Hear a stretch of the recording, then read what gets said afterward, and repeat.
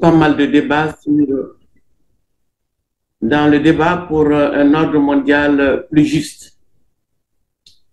Alors, qu'est-ce qui s'est passé? Où est-ce qu'il faut commencer? Où est-ce qu'il faut commencer? Je commence par dire que notre lecture de la situation du Mali, du Sahel et de l'Afrique dans le monde souffre d'abord de la nature du narratif. J'essaie de démontrer dans le viol de l'imaginaire qu'il nous incombe aujourd'hui à nous, Africains, la responsabilité de rendre compte d'une lecture, d'une grille de lecture qui nous permet de mieux assumer notre part de responsabilité dans la marche de nos pays et du continent dans le monde.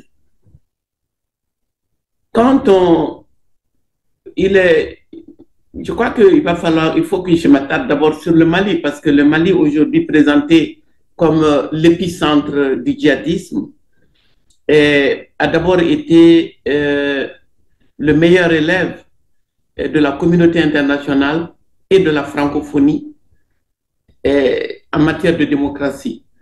Je dois dire que la déclaration de la francophonie sur la démocratie a été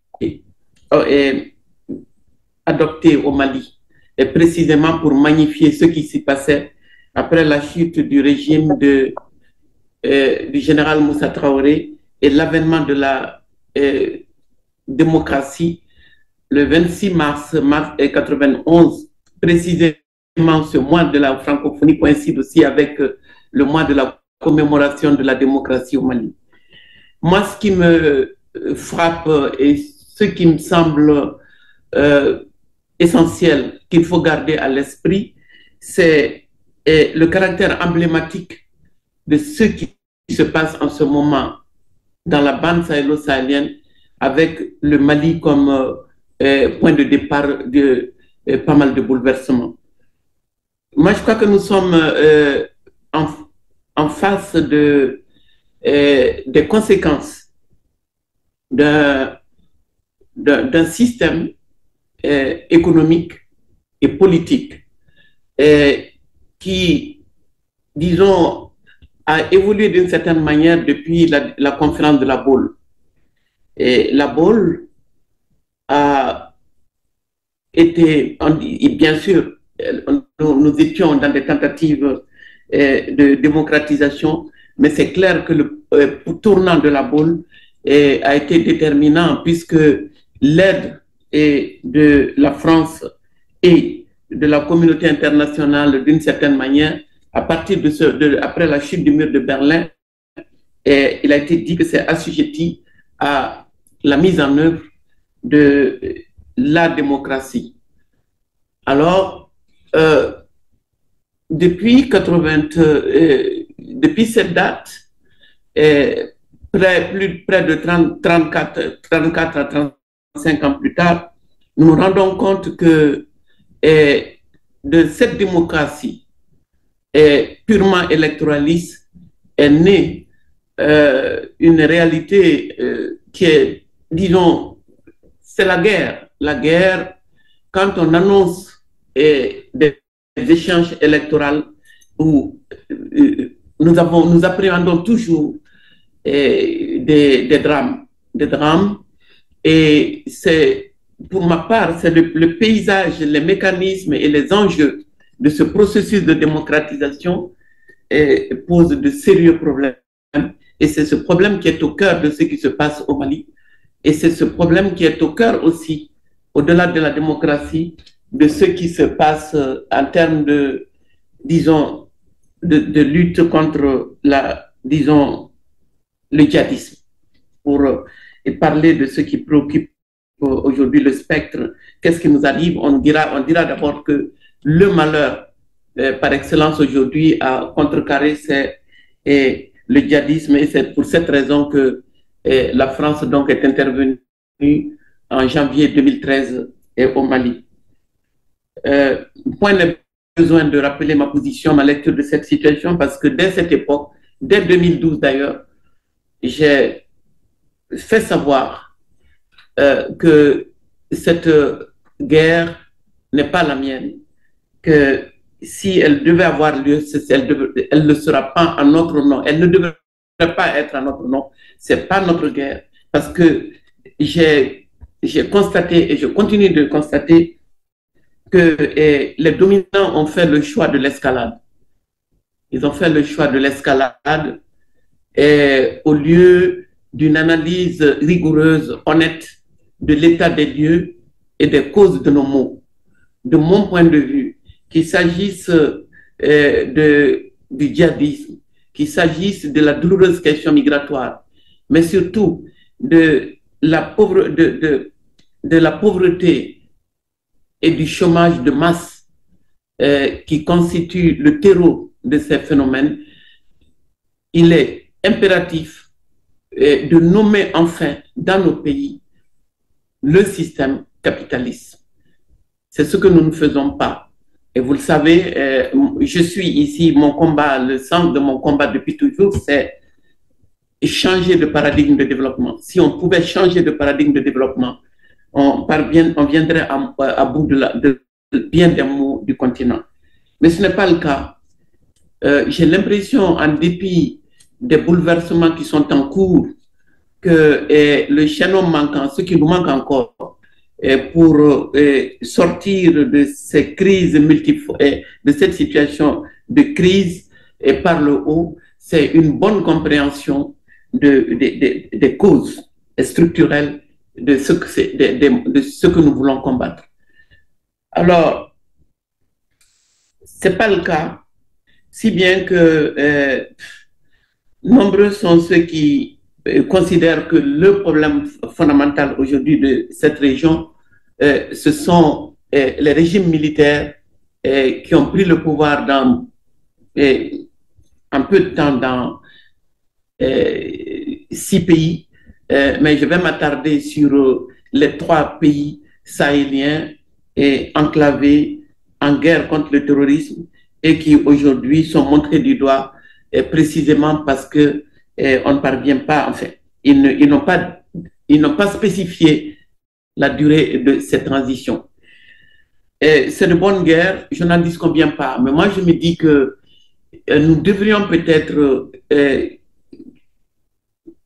penser cette période en termes de transition avec S, parce que pour aller au-delà de la politique politicienne et nommer les choses comme je l'ai dit, parler du modèle économique qui, de tout temps, le système capitaliste doit son expansion à la domination et au pillage des pays de ce qu'on appelle aujourd'hui le Sud global, dont l'Afrique.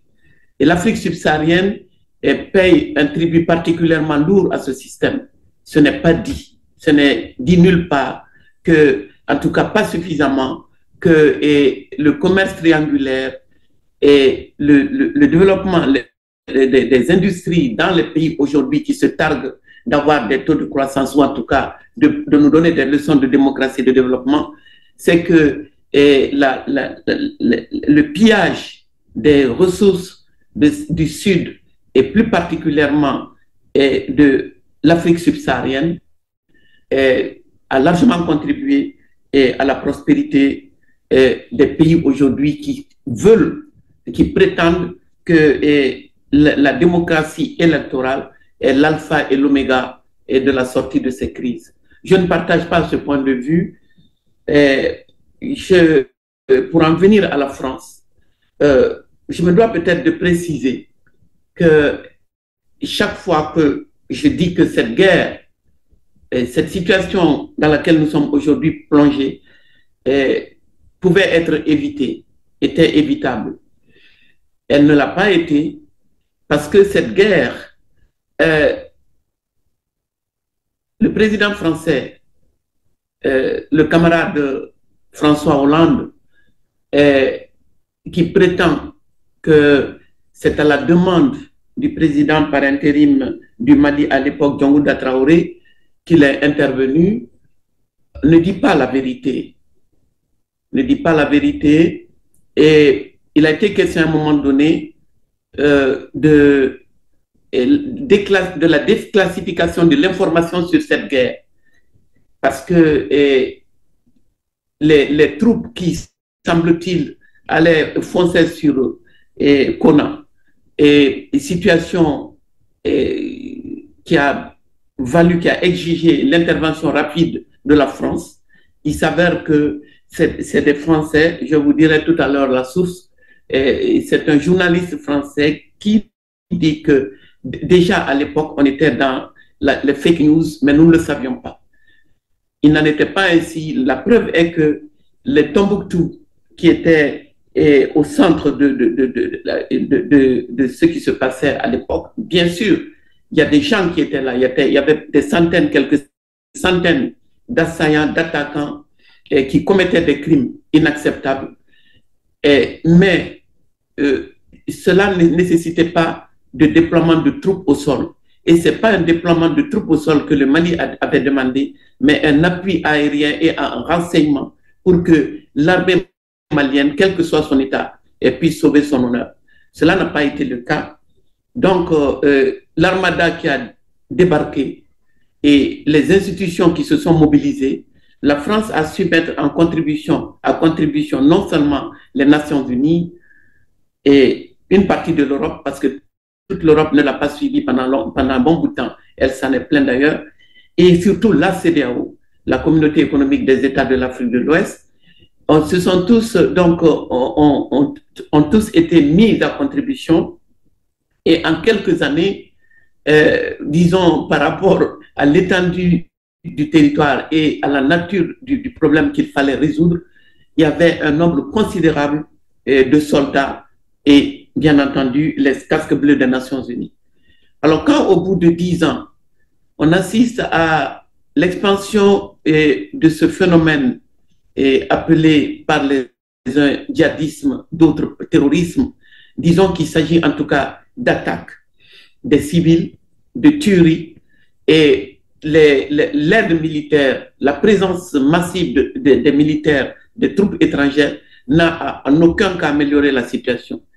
Mais qui plus est, ce qui a valu, parce que ce dont il est question ici, c'est la détérioration de l'image de la France et de ses relations avec ses anciennes colonies de l'Afrique subsaharienne.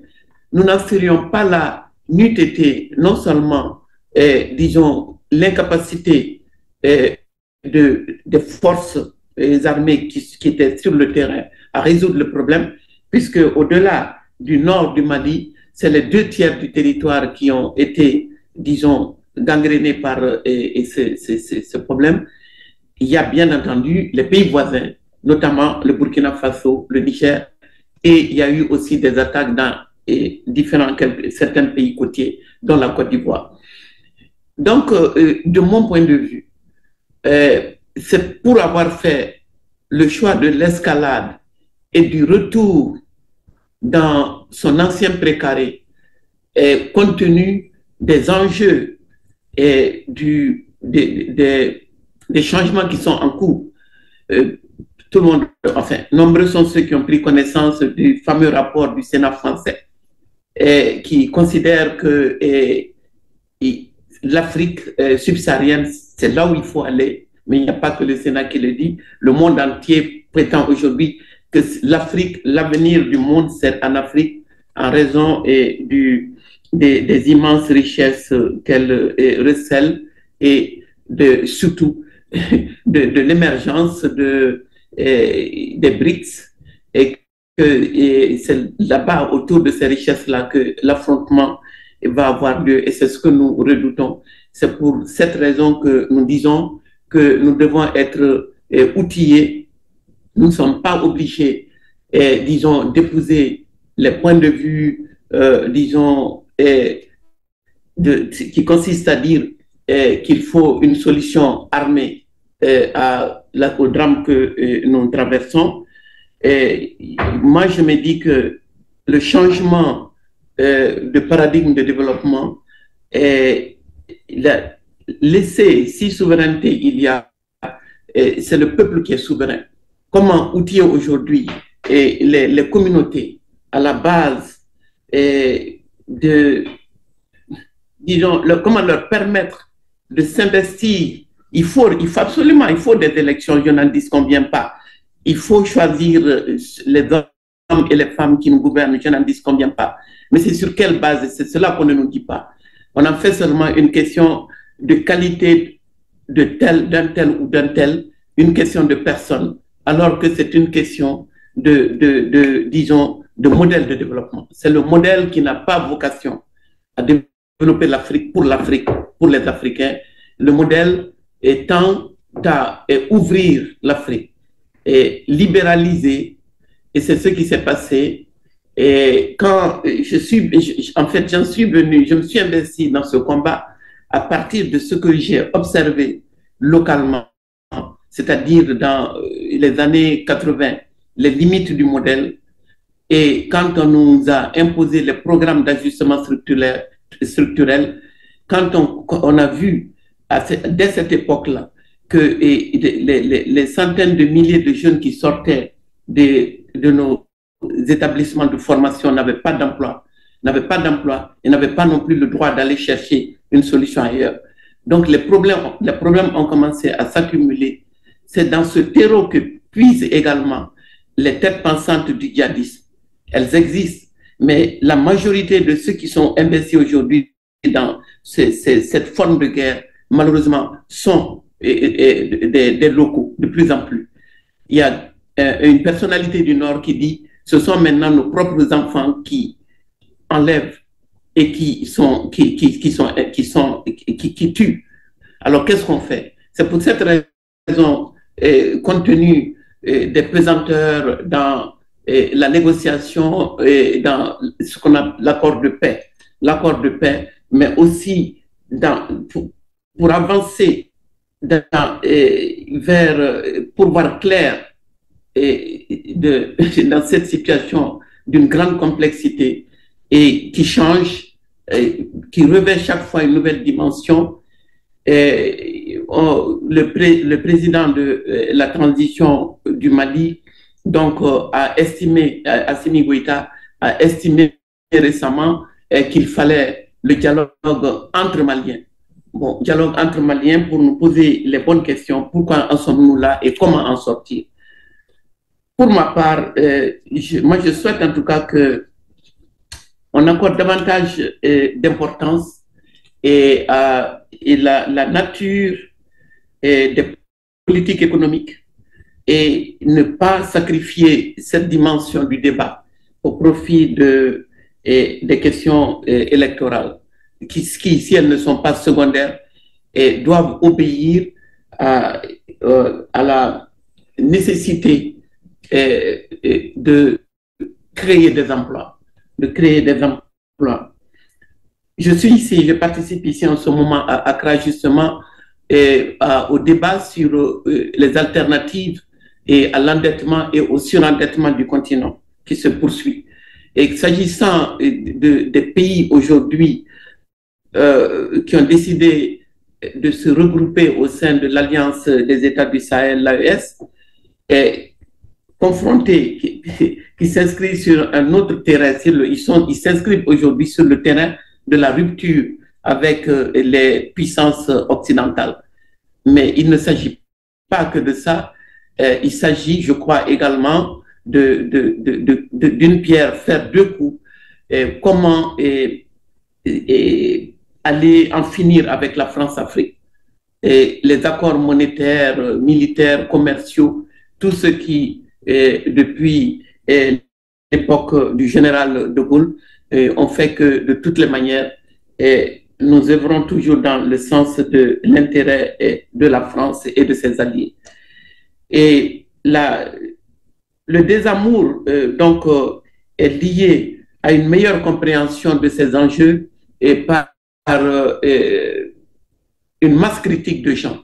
Jamais, il n'a été autant question de panafricanisme de la part d'une jeunesse transnationale.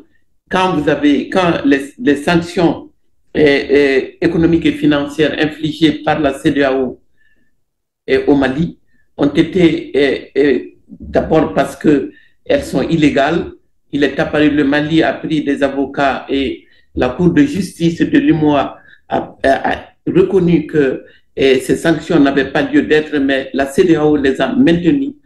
Et en plus de toutes les difficultés auxquelles ces pays sahéliens et enclavés sont confrontés, on a ajouté d'autres mots avec ces sanctions.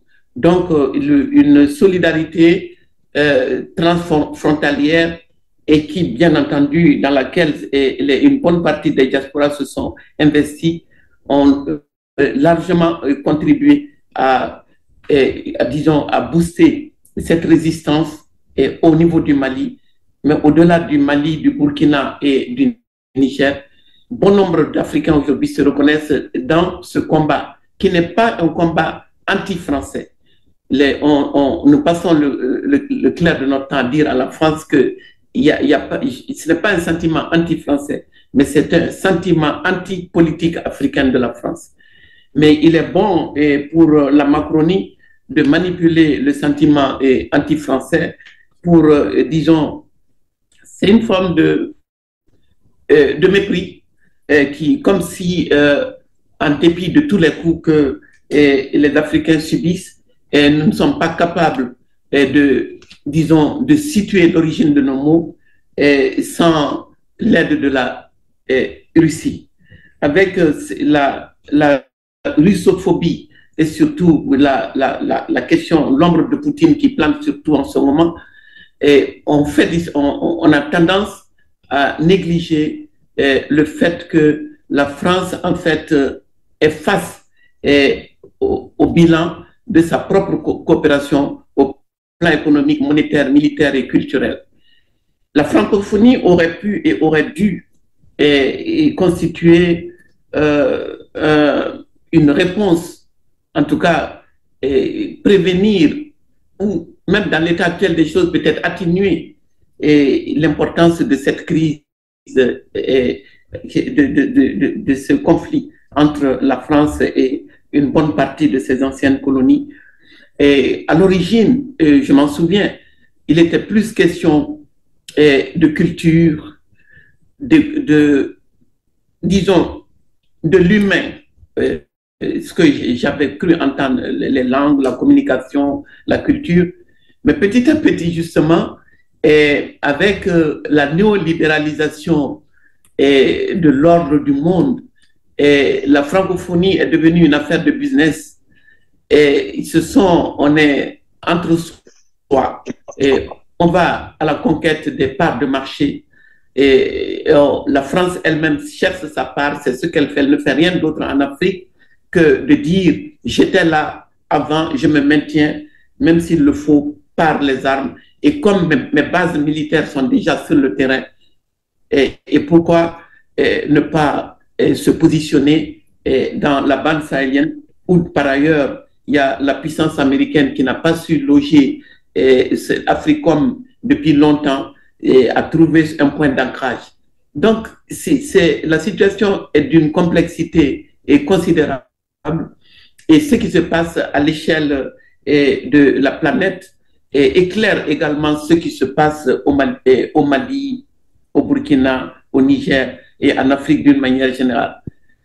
Et moi, ce qui me préoccupe, c'est que nous devons faire de telle sorte que les enseignements de l'histoire récente comme de l'histoire longue puissent nous permettre de mettre le continent à l'abri d'une militarisation à outrance des relations. Parce que tout il n'échappe à personne qu'on assiste aujourd'hui la course à l'armement et toutes les puissances sont en train d'investir dans des armes là où les humains ont cruellement besoin de tout.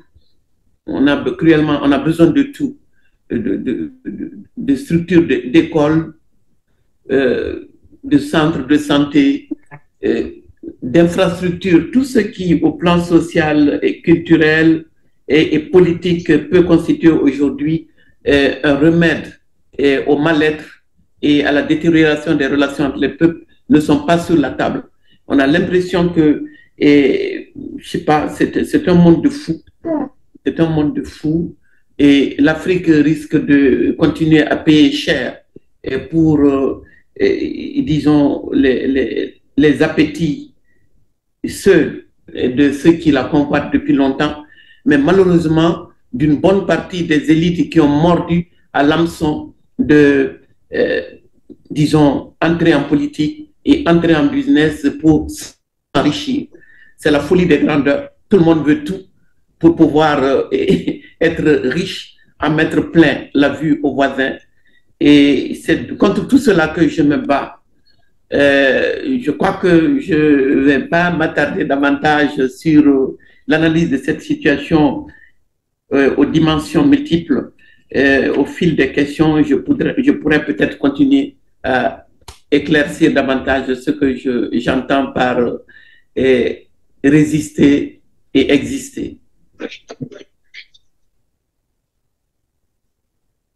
Merci beaucoup.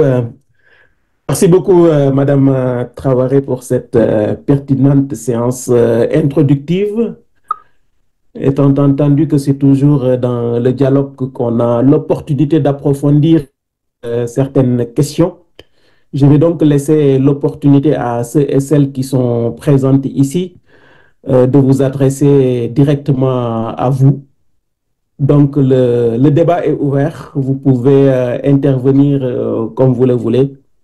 Et puis, Madame Traoré se chargera donc de vous répondre directement. Il suffira juste de lever la main ou si vous ne pouvez pas parler sur les micros, de relayer de transmettre vos questions. On va laisser Madame Traoré répondre à cette question.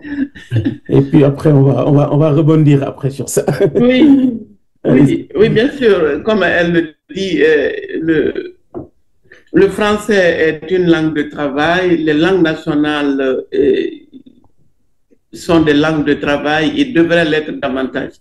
En fait, il y a le souci d'en finir avec la confiscation des connaissances et de l'information. Et disons que c'est nous qui parlons la langue de Molière en initié, qui décidons, qui pensons le destin de nos pays et les politiques à mettre en œuvre. Donc moi, il y a un souci véritable depuis longtemps déjà. Vous savez, depuis les indépendances, le Mali avait fait beaucoup en matière d'alphabétisation dans les langues nationales. Donc, et cette rupture, je crois, si j'ai bien compris, c'est que pour être conséquent, peut-être qu'il fallait sortir de la francophonie aussi. Bon, j'ai pas de réponse à cette question parce que si on fait le bilan de la francophonie, de mon point de vue, on considère de par sa genèse, beaucoup de gens, le regard critique sur la francophonie, c'est que de toute façon, c'est un système d'inféodation. Bon, et qui profite certainement à la France. La France sait ce qu'elle joue et ce qui se joue dans la francophonie. Sa présence dans le monde, sa grandeur dans le monde, sa langue, ses cultures. Mais comme je l'ai dit aussi, ce n'est pas que ça, c'est les parts de marché. C'est des parts de marché, sa présence à l'ONU. Il y a énormément de choses qui se jouent dans ce cadre-là. Et c'est pour ça que la démocratie malienne, comme je l'ai dit, est considérée comme emblématique au début, dans les années 90. C'est là-bas aussi que la francophonie s'est réunie pour déclarer qu'on était, que ce qui se passait à l'époque, c'est ce qu'il fallait, que c'est dans cette direction qu'il fallait aller. C'est pour ça que l'état des lieux aujourd'hui, de mon point de vue, fait partie du bilan de la francophonie. Merci beaucoup. Merci beaucoup, Madame Traoré. Est-ce qu'il y a une autre intervenante? Je signale juste au passage à notre ami que le Rwanda n'a pas quitté la francophonie. Au contraire, le Rwanda est même aujourd'hui à la tête de l'OIF, de l'Organisation internationale de la francophonie. Oui, il y a Abou Diallo qui veut prendre la parole. Abdou, allez-y.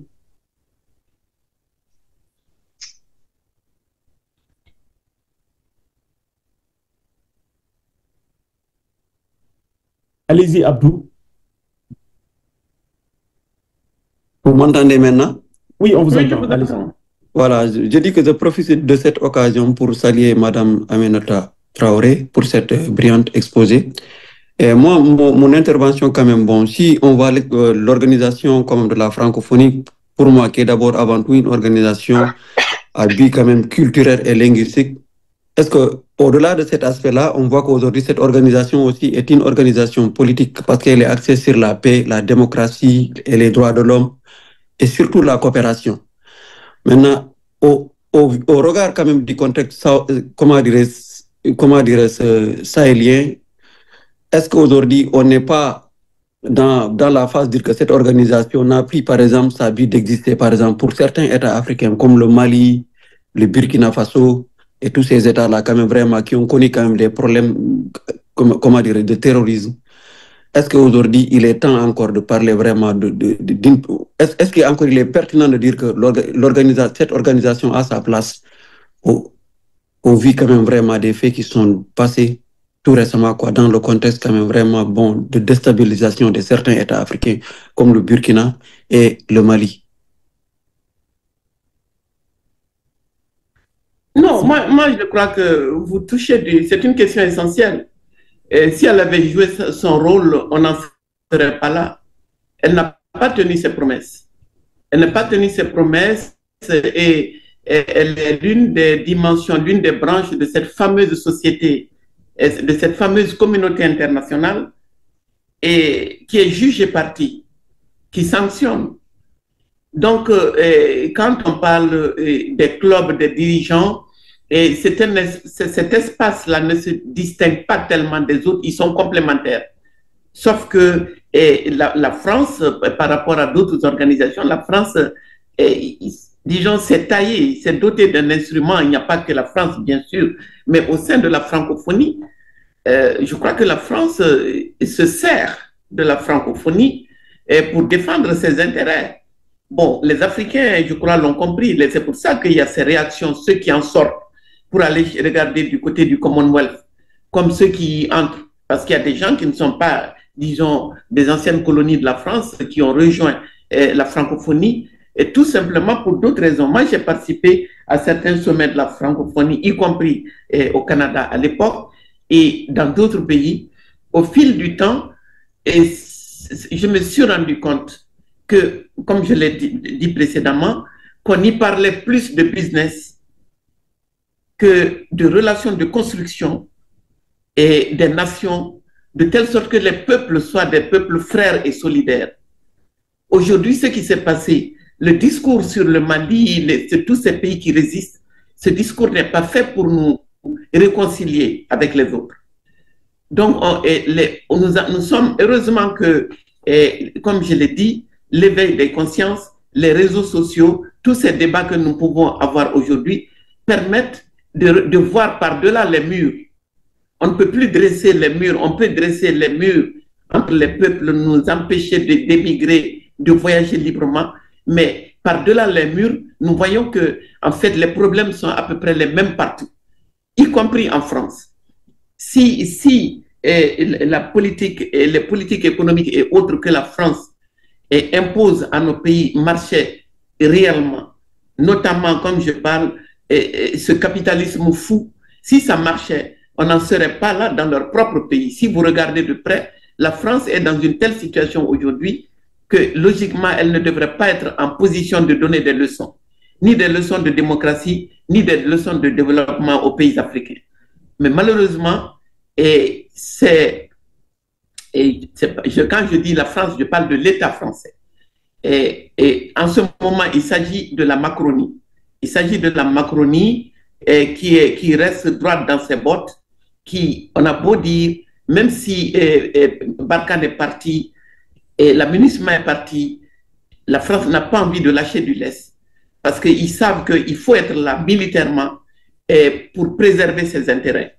pour la sécurité dont on parle, il s'agit moins de la sécurité des êtres humains, il s'agit moins de la sécurité de nos peuples que de la sécurisation des investissements étrangers.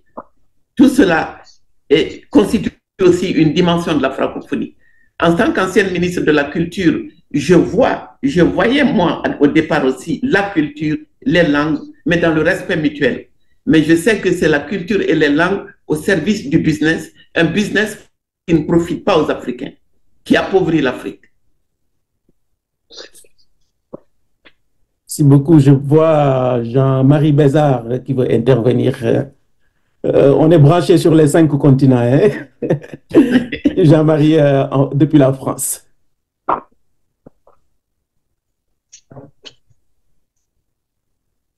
Allez-y, Jean-Marie, il faut ouvrir votre Merci micro. beaucoup, Madame Aminata Traoré. C'est très intéressant et je sais votre parcours très inspirant. Écoutez, je parle en mon nom, mais et en celui de mon épouse qui est à côté de moi, nous sommes tous les deux co-directeurs du comité scientifique du réseau international d'innovation et de prospective. Et ces problématiques-là, nous les avons rencontrées, entre autres, quand nous avons entrepris une prospective de la francophonie pour un colloque international en 2022. On a rencontré beaucoup de locuteurs de par le monde et je dirais qu'on retrouve une grande partie de vos constats. Et moi, c'est vrai que mes questions restent celles-ci. Qu'est-il raisonnable d'espérer? Car il ne s'agit pas de faire rêver qui que ce soit. Et d'une part, et il ne s'agit pas non plus, comme on dit ici chez nous, de faire un coup d'épée dans l'eau, mais il s'agit d'instaurer des choses durables, peut-être modestes, mais durables, et qui nous engagent justement dans des voies de développement beaucoup plus équilibrées, ici et là-bas, là-bas et ici. Tout ce que vous avez dit par rapport à nos croissances et à vos décroissances, évidemment, ça fait très très longtemps que je les partage et que je n'arrête pas de dire attention, vous ne savez pas sur quoi notre prospérité est fondée. Voilà. Alors, ceci étant, moi j'aurais 2 questions. Mais la première, c'est d'abord de vous dire, j'aimerais bien pouvoir poursuivre cet échange avec vous dans le cadre de notre réseau. Et quelqu'un proche de vous pourra vous en parler. Et pour aller justement, parce qu'on a décidé d'approfondir cette perspective de la francophonie, et puis comment bâtir des chemins pour que les peuples soient beaucoup plus libres et solidaires ensemble. Comment bâtir des chemins pour sortir des déterminations macro, qui sont très largement, vous avez parlé de fake news tout à l'heure, oui, qui sont très largement manipulés. Ces murs qu'il s'agit de détruire, comment nous allons les détruire? Et très concrètement, comment nous allons les détruire? C'est-à-dire comment nous allons faire passer des messages, des rencontres qui vont faire que, on va avoir du goût à s'estimer, se respecter. On est différents, mais ça n'empêche pas, bien au contraire, le respect, l'amitié et l'approfondissement du faire ensemble de nouveaux chemins, justement, beaucoup plus équilibrés. Parce que ce dont vous souffrez, nous en souffrons ici, puisque les ajustements économiques vont se faire dans notre pays, non pas par un partage des soucis actuels, mais par un abaissement des ressources de l'État-providence, par un abaissement des ressources sociales. Et ce sont effectivement les plus pauvres d'entre nous qui vont très largement en souffrir. Non, c'est extrêmement important. Moi, je crois que ce que vous dites prouve s'il en était besoin la nécessité d'abord de la convergence des luttes. La convergence des luttes. Je crois que nous avons, au regard de la question climatique, par exemple, si nous partons du fait, d'abord, moi, je suis une femme du Sahel, et tout ce dont on parle aujourd'hui, et les maux dont l'humanité souffre, si nous parlons de la bande sahélienne, c'est en raison aussi de cette spécificité, c'est que depuis longtemps déjà, nous subissons les aléas climatiques et qu'ils sont pour beaucoup dans la dégradation des conditions de vie. Et je le dis souvent, si le développement avait pu un tant soit peu être une réponse aux maux engendrés par le réchauffement climatique, nous n'en serions pas là au Sahel. C'est pour ça que, pour répondre à votre question, l'impératif pour moi, c'est d'admettre enfin que le modèle dominant, le pouvoir qui est fondamentalement basé sur le capital dominant et expansionniste, est destructeur partout. Si nous regardons, quand je dis par-delà les murs, pour en rester à la France, où on a vu après les gilets jaunes, la question des retraites, et on a vu lors de la crise du Covid-19 que le roi est nu, que en réalité, nous n'avons aucune raison d'accepter des réformes politiques et institutionnelles qui prétendent nous sortir des impasses actuelles par davantage de croissance.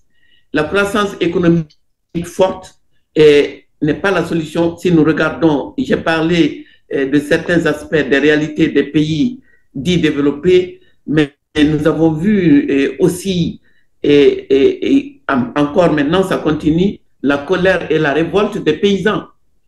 Et qui peut s'imaginer le suicide des paysans dans des pays dits développés qui exigent des nôtres de mettre en œuvre certaines réformes qui ont détruit à tel point que quand je regarde autour de moi, je me dis, mais où sommes-nous? Nous sommes, disons, considérés comme, on n'est pas des pays émergents, on est censé être des marchés émergents au profit des dominants.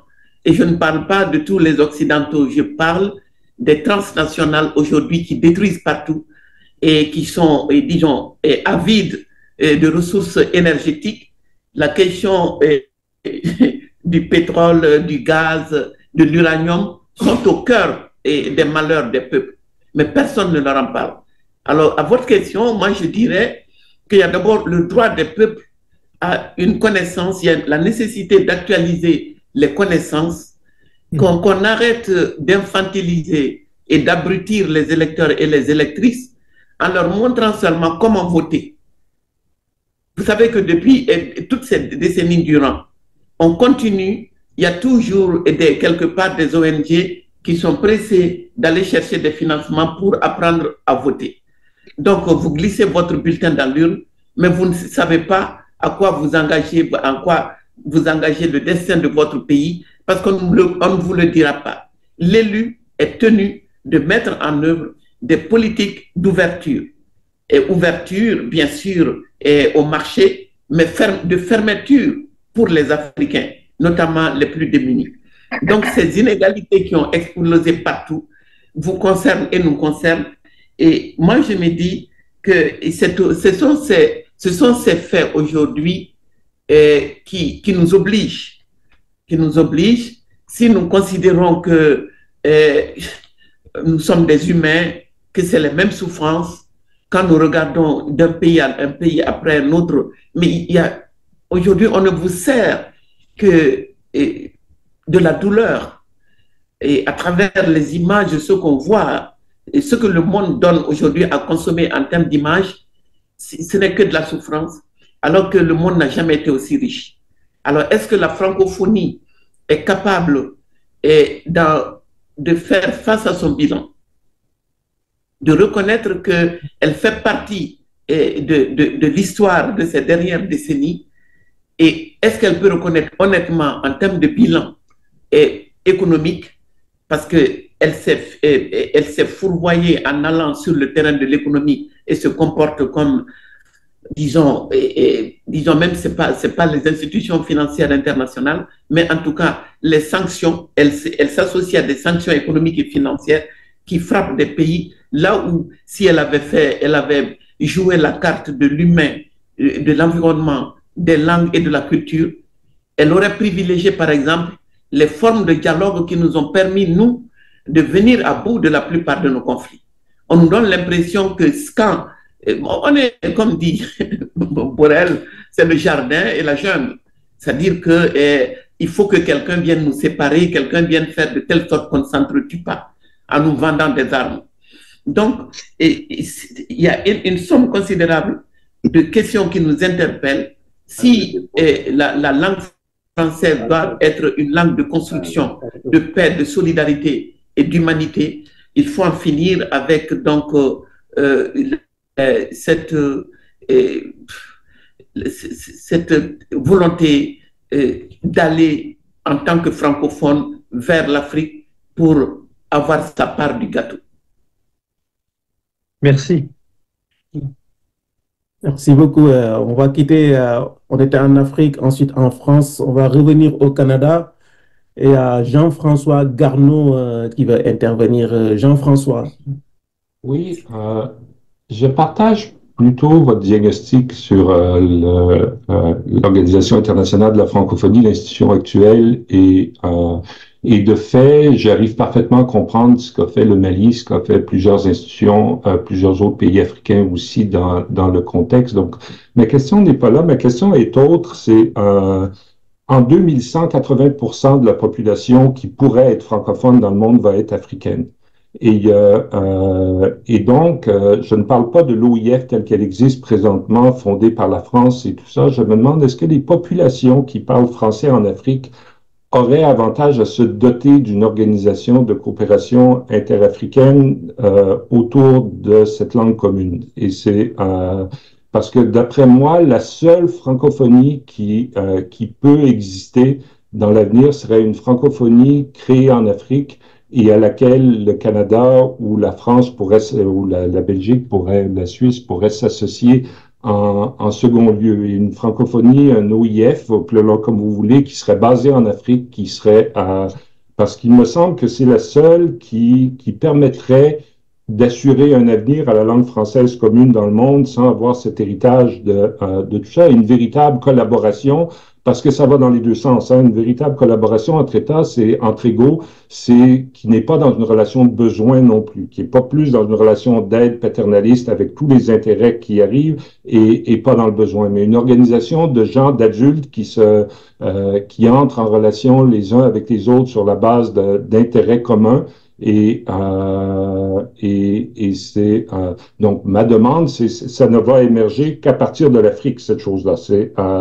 Et ma demande, voyez-vous un avenir où des pays africains pourraient s'associer pour fonder une francophonie sur des bases autrement plus solides et beaucoup moins paternalistes et immorales que celle qui a eu cours jusqu'à maintenant? Non, très bonne question. Très bonne question. C'est malheureusement au point où nous en sommes aujourd'hui dans la conflictualité, dans les incompréhensions. Et moi, je constate que les peuples sont en colère. Les peuples sont en colère, une saine colère liée à l'humiliation, aux privations, aux inégalités. Et ils jugent bien sûr le dominant. Et la France est là parce qu'elle a voulu être là.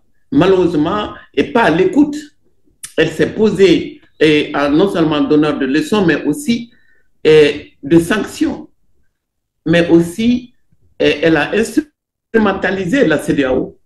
Elle n'a pas contribué à consolider les relations entre ces anciennes colonies, comme du temps de la colonisation et le long de la décolonisation, et elle veut diviser pour mieux régner. C'est ce que nous constatons. Donc, nous ne pouvons pas être à l'écoute les uns des autres.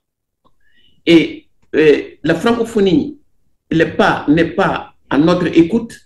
Ce que vous demandez, et l'idéal, effectivement, si vous êtes nombreux, je le sais, et à admettre ce diagnostic, en disant que il n'y a pas de haine de l'autre, il n'y a pas de haine de la France, du blanc et tout.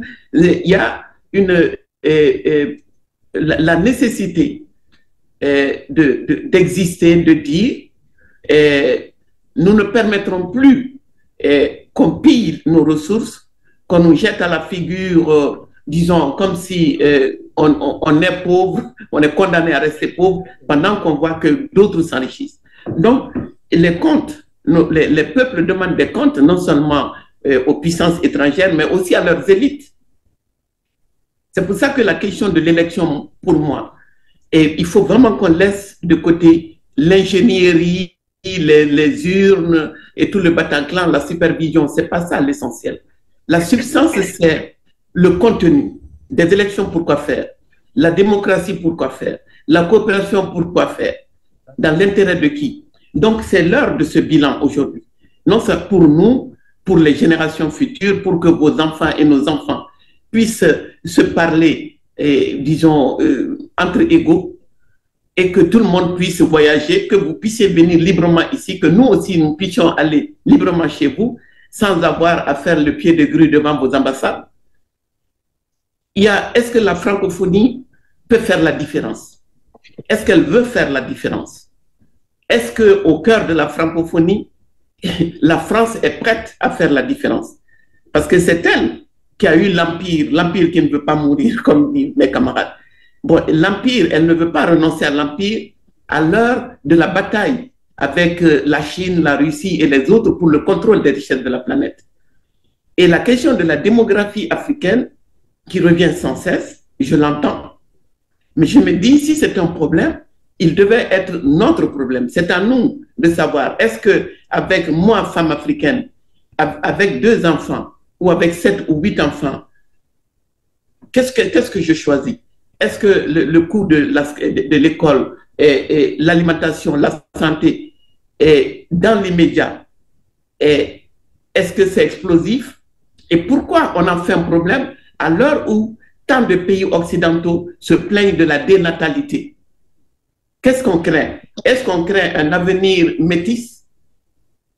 Ou alors on voudrait avoir soi-même des enfants, qu'il y ait des enfants, plus d'enfants blancs que d'enfants noirs et métis? C'est ça la question. Ce n'est pas parce que les Africains font trop d'enfants, mais c'est parce qu'on a une conception de la richesse et des relations entre nations qui veut que les uns ne soient pas plus nombreux que les autres.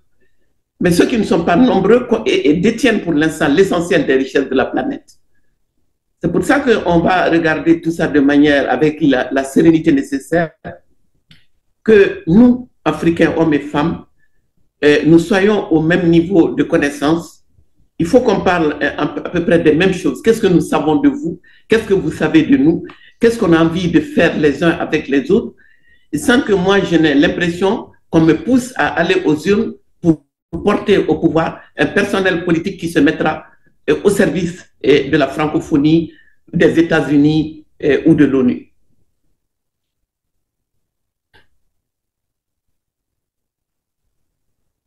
Merci beaucoup. Ousseynou lève la main. Ousseynou, on retourne en Afrique. Ousseynou. Bonjour, professeur. Merci de m'avoir accordé la parole. Et je remercie infiniment Madame Traoré pour son brillant exposé. Et moi, je dirais que je vais peut-être faire une ou 2 contributions, puis en même temps, peut-être en profiter pour poser une question. Donc, la contribution serait pour, en tout cas, essayer de répondre à mes 2 prédécesseurs, ceux qui ont posé la question de savoir quels seraient peut-être les voies et moyens à mettre en place pour vraiment, peut-être que, pas changer la donne, mais peut-être, en tout cas, qu'on reconsidère plus, en tout cas, la France et la francophonie et tout ce système-là dans les pays du Sahel. Moi, je dirais que, comme l'a dit Madame Traoré, il va falloir redéfinir, en tout cas, les relations et reconsidérer, en tout cas, la dignité humaine. Et voilà, je pense que la question, elle est toute simple à répondre. Donc, le peuple africain, le peuple du Sahel, qu'on le dise ou pas, en a marre de ce système-là. Pas contre l'homme blanc, le français, mais c'est des systèmes France-Afrique qui existaient et qui a tant fait de mal à nos peuples. Maintenant, voilà, on a une jeunesse consciente et vraiment éveillée qui est au vu aussi de ce qui se passe. Maintenant, il va falloir qu'on redéfinisse, en tout cas à mon avis, en tout cas, la qualité de cette comment dirais-je, relation-là pour que la France vraiment regagne en tout cas la conscience de ces pays du Sahel et de l'Afrique d'une manière générale. Maintenant, ma question, elle serait pour Madame Traoré, c'est de savoir, est-ce que vous pensez qu'une entité comme l'OIF peut être un outil, en tout cas, aidant à justement à améliorer ou en tout cas à redéfinir cette relation-là pour que la France, en tout cas, puisse vraiment regagner la confiance, en tout cas, de ces pays du Sahel ou de ces pays africains. Merci. Ok, merci Ousseynou. Moi, je crois qu'il est de l'OIF comme de toutes les autres institutions, y compris nos propres institutions. Et la CEDEAO, bien sûr, que nous avons,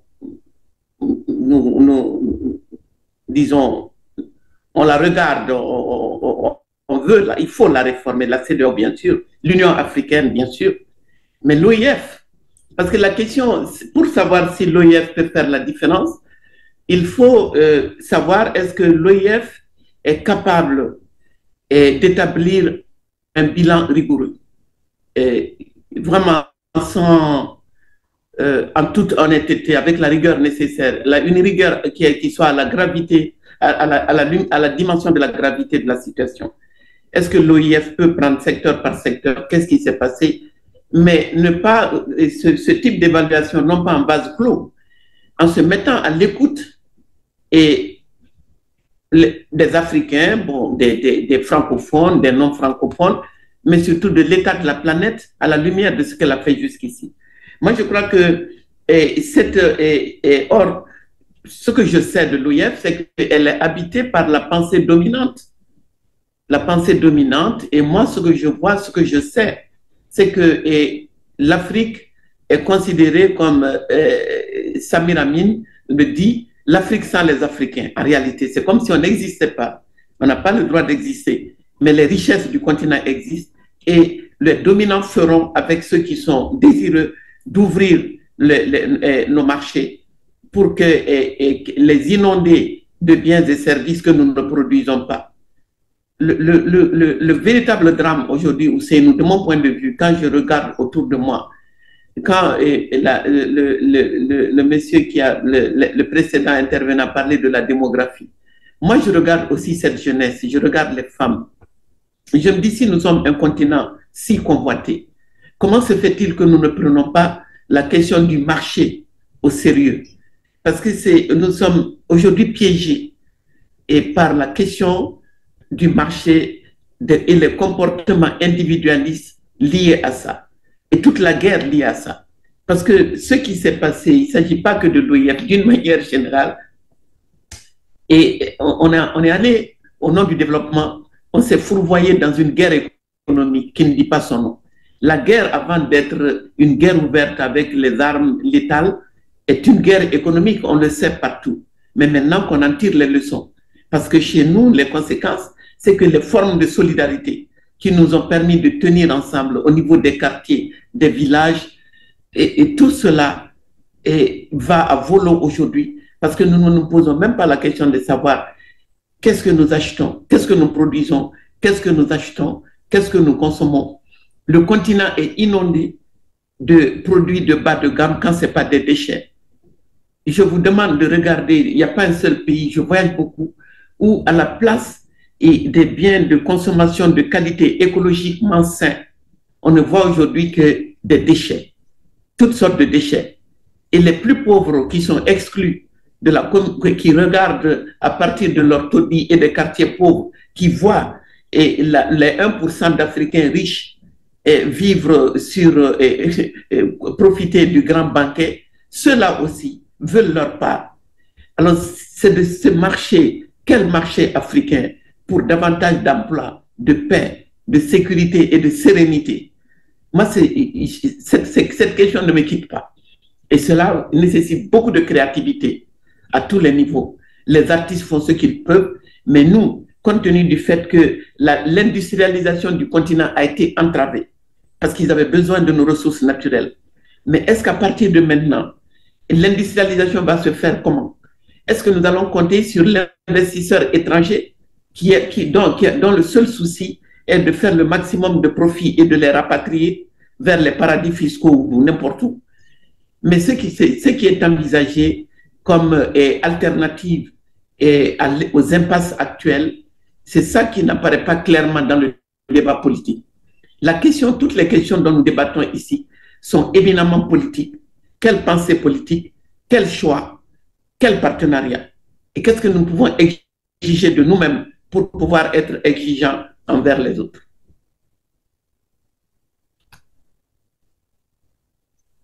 Merci beaucoup. Est-ce qu'il y a d'autres intervenants?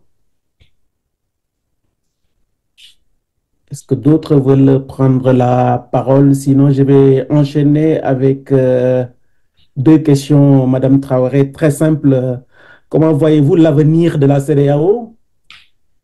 Est-ce que l'avenir est dans l'AES? Et la deuxième question, c'est que faire du spectre de la malédiction du pétrole aujourd'hui que ces pays recèlent, comme on le sait, et ont déjà commencé l'exploitation du pétrole? Comment voyez-vous tout ça?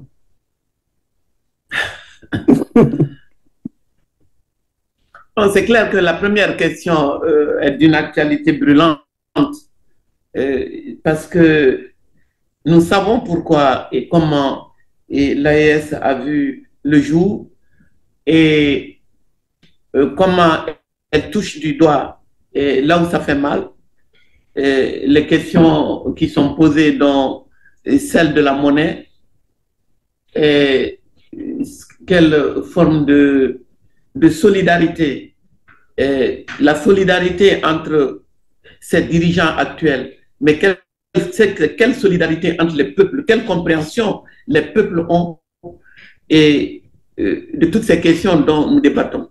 Moi, je plaide, y compris ici, pour la démocratisation du débat, pour populariser, si on parle les langues nationales, et cela se fait au Mali. Et ces dernières années, vous voyez tout ce dont nous parlons aujourd'hui, tout le monde s'est saisi du débat. C'est ça qui est extraordinaire à tous les niveaux, dans toutes les langues. Les choses se disent. Mais moi, je voudrais qu'on aille au-delà des questions politiciennes, qu'on donne la chance à nos enfants de comprendre. Qu'est-ce que consommer veut dire?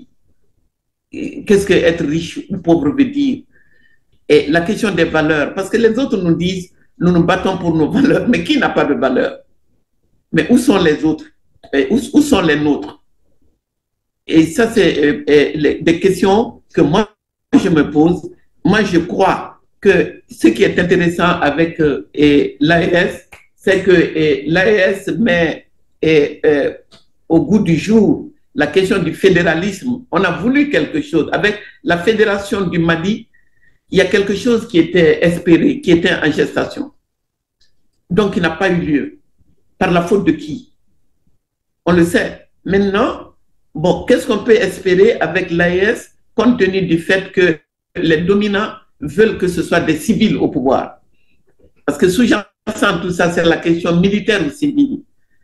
Et moi, je me suis toujours posé la question de savoir, je l'ai dit à différentes occasions, et je veux bien qu'on tranche là-dessus. Mais quand je sais, à partir d'où je parle, c'est-à-dire le Mali, que successivement, les pouvoirs successifs ont été tantôt civils, militaires, et que les mêmes bailleurs de fonds, y compris la francophonie, la francophonie a travaillé avec civils et militaires.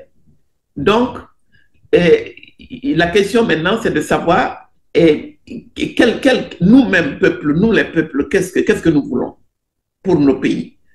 Bon, ça, c'est une question considérable qui est en débat.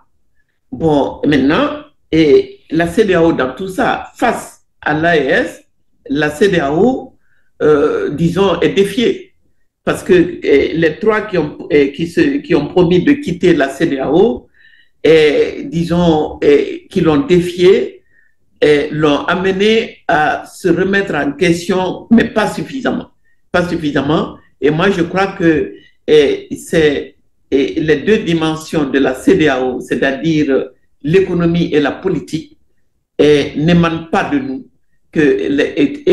Tout comme les États pris individuellement, la CEDEAO elle-même est inféodée aux dominants.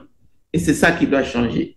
Maintenant, le pétrole, je ne sais pas, on a tellement besoin de ressources que il est tellement tentant de dire on y va, on a les moyens, on a le pétrole, mais c'est extrêmement important, après tant d'années d'exploitation de cette matière précieuse et disons, inflammable, que nous devons aujourd'hui savoir qu'est-ce qu'il est advenu des pays qui ont le pétrole, comment ils ont évolué et comment la guerre est en partie liée à la convoitise de cette ressource-là.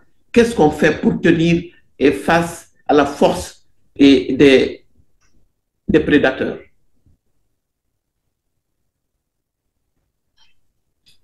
Vaste question qui répond hein? Pas à la question, mais qui la relance peut-être. Est-ce qu'il y a d'autres intervenants? Je vois Ousseynou qui a toujours sa main levée. Vous voulez intervenir encore? Oui, merci. Merci. Oui. Peut-être une petite question. Madame Traoré, comment analyserez-vous, en tout cas, l'actualité brûlante de l'élection présidentielle qui vient d'avoir lieu au Sénégal? Et pensez-vous que, parce qu'au vu des résultats, on dirait que c'était plus un référendum contre un système qu'une élection avec 19 candidats.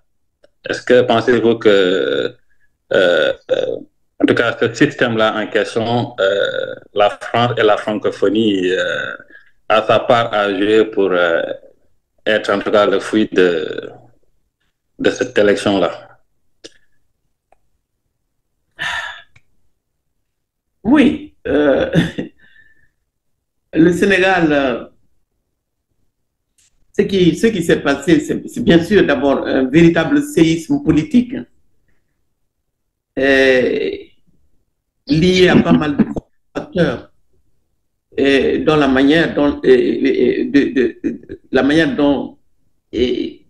tout cela a été géré, mais aussi ce que j'ai dit s'agissant du reste du continent et des pays de l'AES, c'est la force de cette masse populaire, ces hommes et ces femmes qui ont tellement mal en dedans, qui veulent croire en la démocratie, qui veulent croire aux élections, qui savent que non, les peuples savent aujourd'hui qu'ils ont une carte à jouer et la mobilisation a été considérable, les alliances politiques ont joué leur rôle, mais c'est des figures politiques, des personnalités politiques dont la particularité et la similitude avec le Mali et le Burkina, c'est leur jeunesse. C'est civil ou militaire, je le disais auparavant, mais c'est une jeune génération qui a l'audace de dire non, on veut ceci, on veut rompre avec le statu quo. On veut une autre Afrique, on veut un autre développement, on veut pouvoir choisir. La France-Afrique ne nous a jamais laissé le choix, ni de marge de manœuvre. Maintenant, ça suffit. C'est ce que j'ai entendu de la part des camarades du PASTEF. Je les appelle les camarades parce que je sais que dans la situation du Mali, ils se sont investis, ils sont venus à Bamako pour comprendre, pour voir, pour soutenir. Donc, en ce moment, il y a un vent d'espoir qui souffle du fait de cette jeunesse, du fait de ce courage politique. Et aussi, ce n'est pas sans appréhension, en raison de la capacité de nuisance et des forces auxquelles nous avons affaire. Et la France a son agenda et les compétiteurs ont leur agenda et la balle est dans le camp aujourd'hui des Africains. Il faut que les intellectuels et les politiques engagés, véritablement panafricains, désireux de transformer l'Afrique dans le sens des besoins des Africains, que cela s'engage. Non pas pour aller ajouter, se bousculer davantage au portillon des palais pour le pouvoir, mais pour comment faire de telle sorte que ces richesses du continent dont tout le monde parle, comment faire de telle sorte que enfin les Africains puissent en voir la couleur et vivre décemment et dignement ici. Ce sera ma conclusion. Merci. On revient au Canada avec Yao Asokba. Yao? Oui. Et merci, Madame Traoré, pour vos réponses et puis votre exposé. Et à la fin de la Deuxième Guerre mondiale, dans les années 50, il y a eu un mouvement de décolonisation. On a vu des partis, des mouvements partout. Et est-ce que vous imaginez, est-ce que vous pensez que ce serait pas bon de contribuer ou bien un mouvement que j'appelle des néocolonisations où les Africains, surtout francophones, demandent de réviser le pacte de la colonisation que nos gens ont. Parce que je vois que c'est des actions individuelles et c'est réclamé par ce qu'on appelle les influenceurs. Alors que j'imagine un mouvement de décolonisation, est-ce qu'on peut avoir ça que j'appelle un mouvement de décolonisation pour que enfin on mette fin au contrat que les pères de l'indépendance ont signé. Je sais pas, je comprends pas qu'ils aient pu signer des accords comme ça. Voilà ma question. Oui, elle est pertinente, elle est d'une actualité brûlante.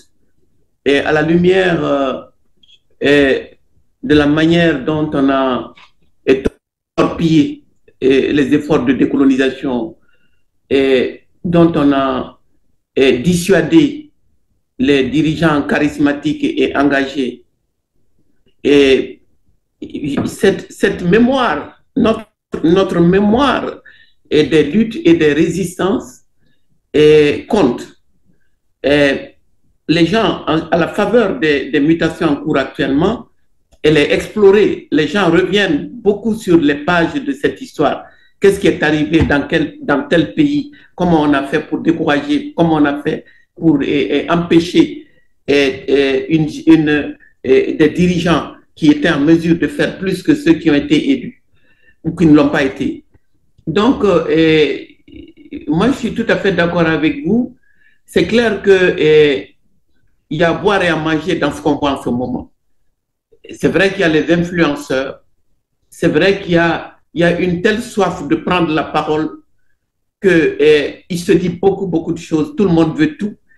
Mais moi, je me dis souvent, pourvu qu'on ne se trompe pas d'ennemis et de priorités.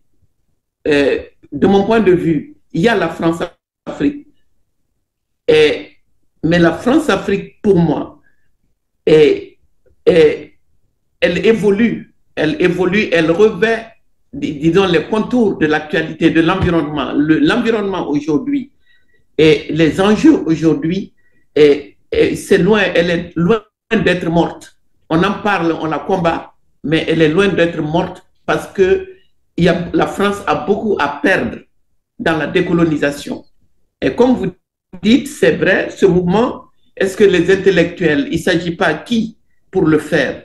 Et quand on regarde l'émiettement du champ politique, je déplore toujours ce champ politique avec des centaines de partis politiques pour des petits pays. Et nous ne sommes pas ensemble. Nous ne sommes pas en train de parler des mêmes choses. On est en train de se marcher les uns sur les autres pour savoir qui va être élu. Mais il va être élu pour quel programme, pour quel projet d'avenir. C'est de cela qu'il faut parler. Et c'est pour ça que je pense que les perspectives, c'est bien sûr l'économie. Quel modèle économique? Le climat, le social, la culture, bien entendu. Merci beaucoup. Est-ce que quelqu'un veut renchérir? Merci beaucoup. Est-ce qu'on devait continuer jusqu'à quelle heure? Parce que on va arrêter dans 15-20 minutes. Ouh. Je sais que vous êtes très pris. On va laisser peut-être une ou deux questions encore et après on va vous laisser conclure. On ne va pas abuser de votre temps, rassurez-vous. Non, c'est avec plaisir. Mais c'est vrai que j'avais dit à d'autres qu'à 16 heures, on va terminer. C'est déjà un privilège de vous avoir avec nous. Donc, on va en profiter. Mais on ne va pas abuser de votre temps. Merci beaucoup. Il y a Abdou qui veut intervenir encore. Allez-y, Abdou. Voilà, moi c'est juste une petite question. J'aimerais savoir, avec ce vent de démocratie et de liberté qui souffle un peu partout en Afrique, pensez-vous que maintenant, bientôt, on va assister au déclin quand même de la France? Pensez-vous que d'ici quelques années, la France peut avoir des problèmes, étant donné que, comme le disait Mitterrand, l'Afrique c'est le grenier quand même vraiment de la France? Voilà. Est-ce qu'on va assister au déclin de la France? La France n'a pas besoin de l'Afrique pour cultiver ce sentiment de déclin qui l'habite déjà. La France, le déclin, il en est question en France, avec ou sans la question de ses relations avec l'Afrique. Mais elle vit la résistance des Africains, ce qu'on appelle là-bas le sentiment anti-français, est vécu et comme une dimension de ce déclin. Vous avez raison, c'est-à-dire qu'elle vit cette résistance comme une dimension de son déclin. Alors que ce serait plus sage de sa part de se mettre à l'écoute et de ce sentiment, de cette colère, d'en analyser les causes objectivement. Et non plus pour faire de l'ingérence, mais écouter et respecter les choix des Africains. Je crois que c'est cela logiquement, c'est cela qui devrait se faire. Mais cela va dépendre aussi de notre propre capacité de proposition. Beaucoup. On va peut-être prendre une dernière question avec Elie Mambou. Oui, Elie. Si. Allez-y, Elie. Ouais. Oui, merci de me redonner la parole. Alors, je voudrais aborder dans un sens un peu plus global. On sait que l'ONU, déjà n'est pas Je vous démocratique. entends faiblement, monsieur Elie. Elie, est-ce que vous pouvez élever la voix un tout petit peu ou bien peut-être Ok, je sais pas, c'est quoi le problème? parler directement peut-être sur le micro de l'ordinateur plutôt que sur l'écouteur? Peut-être que ça va faire l'affaire. Ok, c'est mieux? Est-ce que vous l'entendez, Madame Traoré? Bien. Allez-y, Elie. Est-ce que vous m'écoutez mieux? Est-ce que vous l'entendez, Madame Traoré? Allez-y, Elie, posez votre question si jamais Ok. je pourrais aller. Ouais, oui. Alors, je voudrais aborder d'un sens plus global. On sait que l'ONU n'est pas en faveur des Africains, étant donné le Conseil de sécurité des 5 membres. Il a fallu vraiment l'intervention de la Russie pour que le Mali puisse avoir un pied de manœuvre. Donc, je voudrais vous demander, est-ce que, puisqu'on parlait de la CEDEAO qui joue un rôle plus ou moins favorable aux pays de l'Afrique de l'Ouest, est-ce que vous pensez dans un sens global que l'ONU, à nos jours, est encore adaptée à l'émancipation de l'Afrique, des pays africains? Et sinon, pensez-vous, l'Union africaine aussi, dans le même sens, on pourrait dire, dans le même sens que la CEDEAO, est aussi plus ou moins inféodée par les intérêts occidentaux.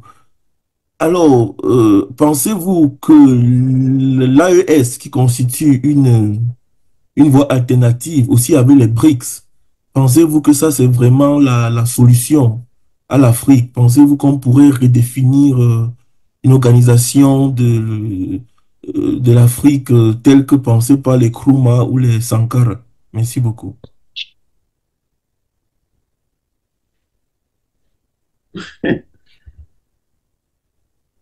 Oui, je pense que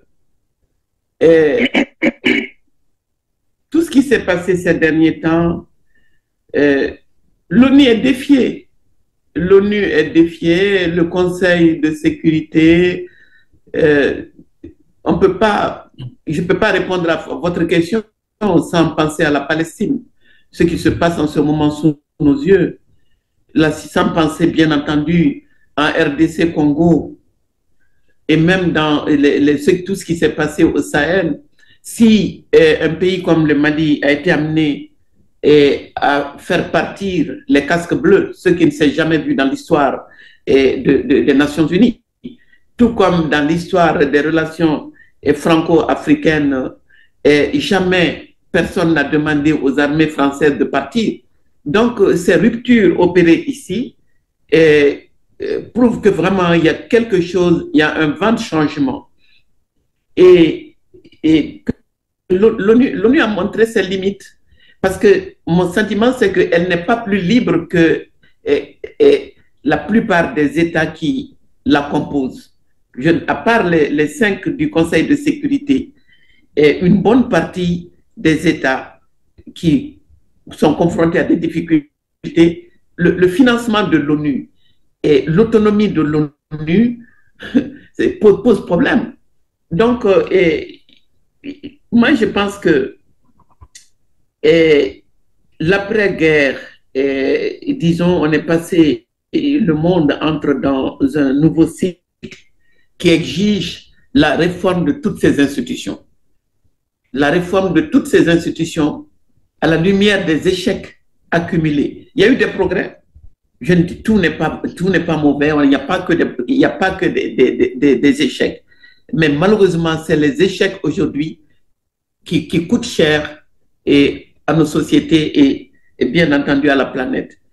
Et de l'AES, je vous ai dit, ce qu'on ressent quand on a rêvé d'une Afrique unie, quand on sait à l'origine que l'OUA a été fondée sur cette base-là et que on sait pourquoi ça n'a pas marché, on sait aujourd'hui que l'UA est allé jusqu'à copier le nom de l'UE et inféodé à Dieu, que l'UA dépend de financements étrangers comme les États.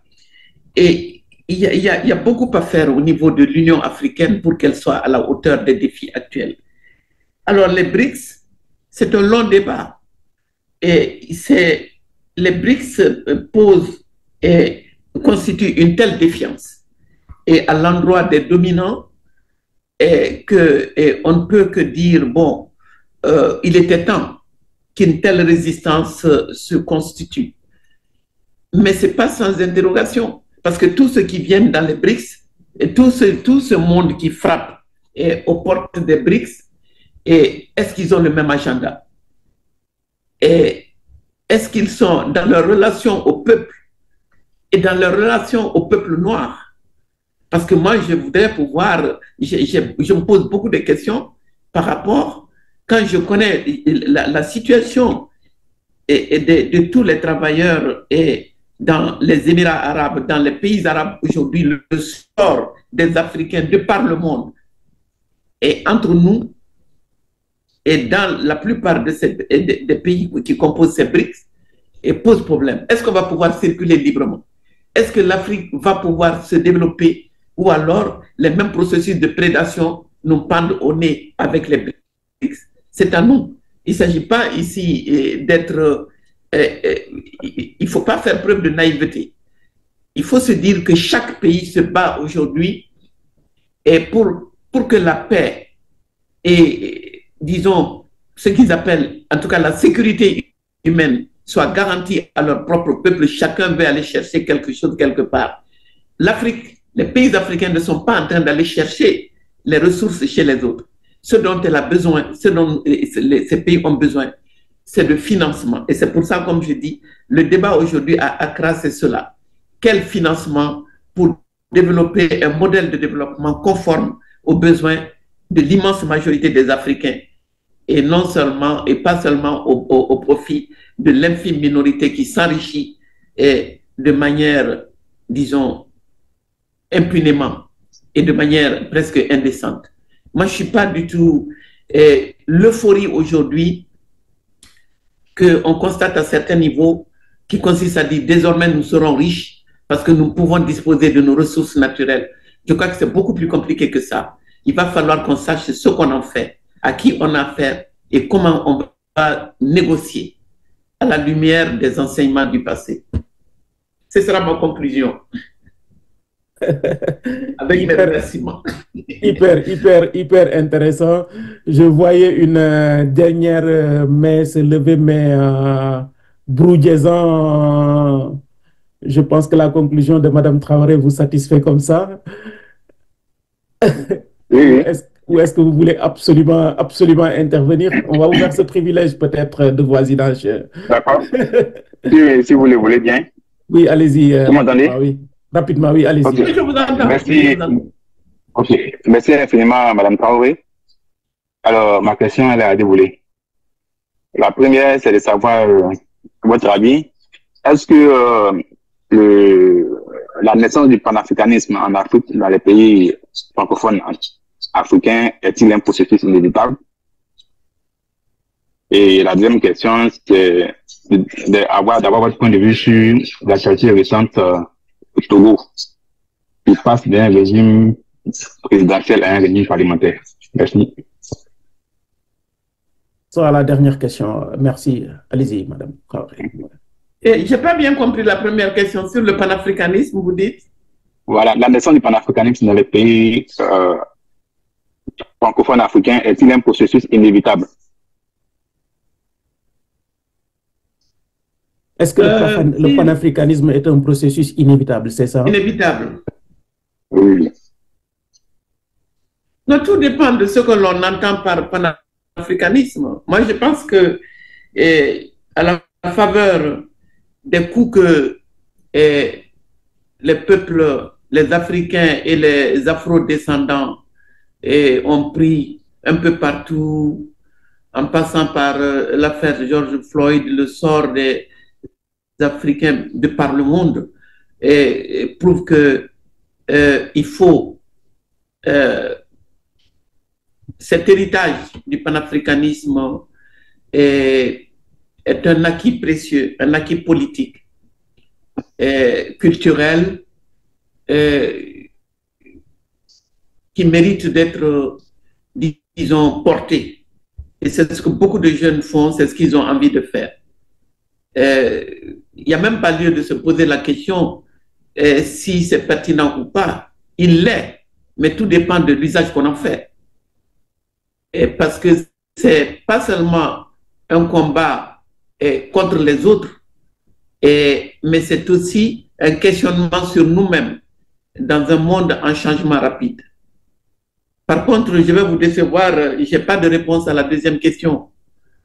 Je n'ai pas de réponse à la deuxième question, présidentialisme ou parlementaire. Parce que moi, je me dis, c'est important, hein? J'ai peur de vous décevoir, c'est important. Mais la question pour moi, c'est de savoir qu'il s'agisse des présidents ou des parlementaires ou même au niveau des communes à la base, quelle est la mission de l'homme politique? Quelles sont les questions que les hommes politiques se battent? Parce qu'ici, il s'agit du fond et de la forme. Il faut qu'on sorte et qu'au-delà de ce type de débat, on puisse défier les dirigeants. Et c'est des peuples éduqués et organisés et audacieux qui peuvent leur poser ce genre de questions, qui peuvent les obliger à agir dans le sens du bien commun et non pas des intérêts individuels. Je vous remercie une deuxième fois. Merci beaucoup, Madame Traoré. On va rester là-dessus, à moins qu'il y ait quelque chose qu'on ne vous ait pas demandé et que vous aimeriez dire. Je voudrais juste vous remercier au nom de la chaire de la francophonie, en ce mois de la francophonie, donc qui célèbre justement la francophonie, et vous dire toute notre fierté, nous, en tant que ressortissants africains, pour tout ce que vous faites pour l'Afrique, mais tout ce que vous faites pour l'humain en tant que tel, l'humain qui transcende bien sûr de tout. Voilà, ce sera mon dernier mot de remerciement. Et puis, si jamais il y a quelque chose qu'on ne vous a pas demandé et que vous aimeriez partager avec nous en une minute, on est aussi preneur parce qu'on n'a pas envie de vous quitter et on n'en a pas assez de vous écouter. Merci, merci. Tout ce que je peux vous dire, c'est que je travaille d'arrache-pied sur deux essais qui, je crois, répondront à une bonne partie des questions dont nous avons débattu. Et je vous remercie de m'avoir invité. Et à vous tous, hein, tous ceux qui sont à l'écoute. Merci beaucoup. Merci beaucoup et merci tout le monde pour votre participation. À très bientôt. Merci, Madame Traoré. Un grand merci. Merci. Merci. Au revoir.